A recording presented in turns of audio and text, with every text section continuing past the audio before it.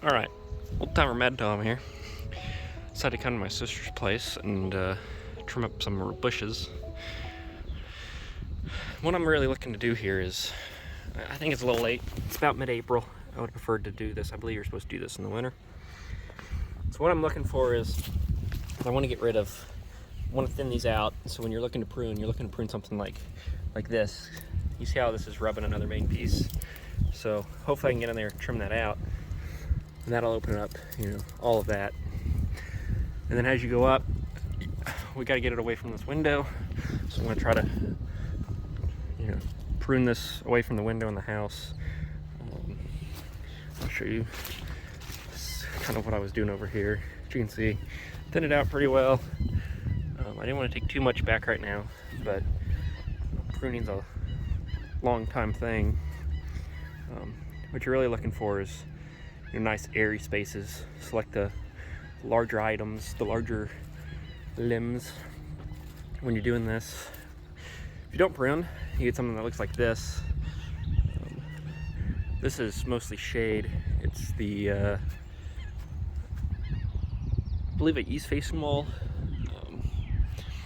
So over here is the neighbors. You can see how it, without pruning, they want to really shoot up.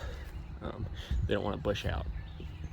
And then you can really see these are the same bush as this, but this is getting a lot more sun on the south side of the house. I'm also going to clean up a little bit of flower beds, but try to keep showing you how I'm doing this. I'm not able to come here very often, but yeah, this is a good reason why you want to prune. That's up against the house, and like over here, I think I even trimmed this last year right here. I just had a brief minute, but you're going to start pushing into your wire screen, which is why you need to trim. I put in a few before and after videos. Unfortunately, I am a little hampered. I thought she had some pruning tools. Instead I'm using some shears, and it's working pretty good. Some of the thick stuff, not sure what I'm going to do with all this. Probably just haul it into the woods. But here's another good branch to trim. You see this? It's grown up in there. Once you take it out, it wants this return. So we just come down here, and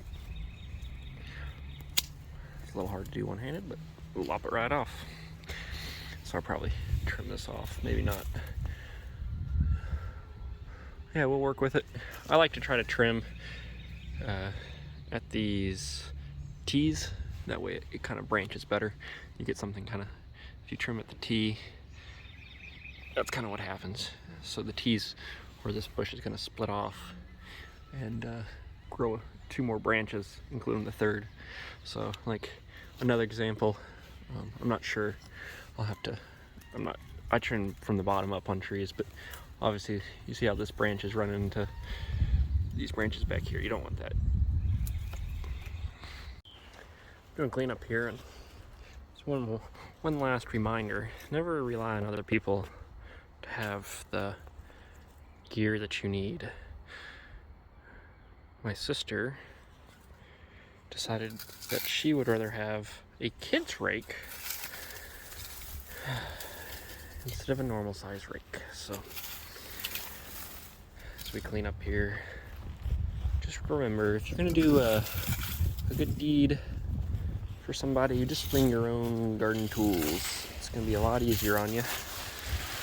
You will also be seen raking up yard clippings, or these clippings, with a dang kid's rake.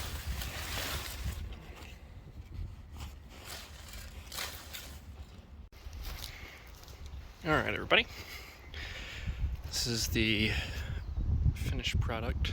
I cleaned up as best I could with the little kid rake. All in all, pretty happy.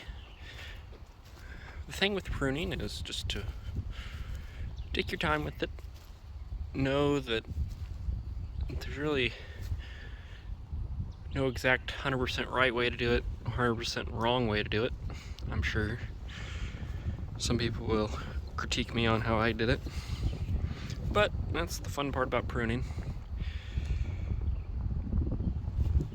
I also planted some purple coneflowers, some seeds that I had collected in the fall.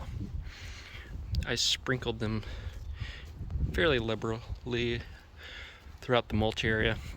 I'm going to see if my sister will get some undyed mulch this year. But we're going to see how those coneflowers go up. I'm not going to try seeding them or anything. I just, like I said, scattered them across the ground. Maybe they'll sprout, maybe they won't. It's no loss to me.